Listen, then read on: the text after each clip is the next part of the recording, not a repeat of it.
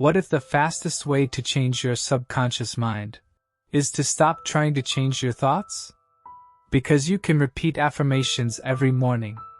You can visualize your future. You can tell yourself, I'm disciplined. I'm confident. I'm successful.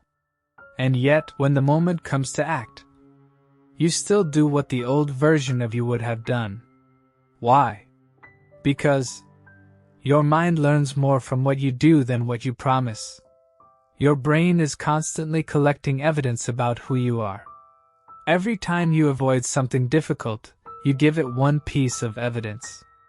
Every time you keep a promise to yourself, you give it another.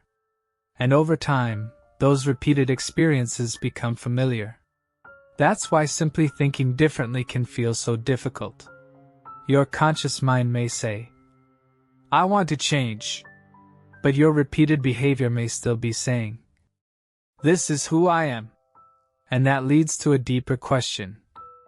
If behavior is teaching the mind, what exactly should you practice? So, don't practice the person you want to become. Practice the evidence. Imagine you want to become disciplined.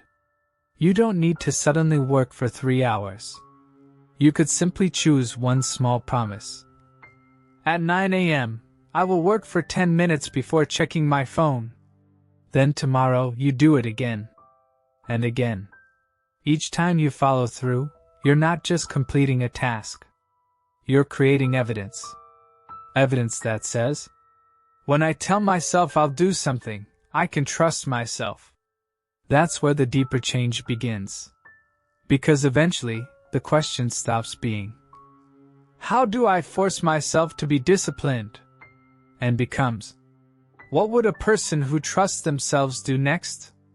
Actually, the goal isn't to reprogram your subconscious. It's to rebuild your self-trust. You may not be broken. You may simply have spent years teaching your brain a pattern you no longer want. And patterns can be changed through new experiences, repeated consistently. So today, don't try to become a completely different person. Choose one tiny promise. Make it small enough to keep. Then keep it. Because every time you follow through, you quietly rewrite the evidence your mind has been collecting about you. And eventually, change stops feeling like something you're trying to achieve, and starts feeling like something that has become familiar. You don't need to convince yourself that you've changed. You need to give yourself proof. And perhaps that's the real secret.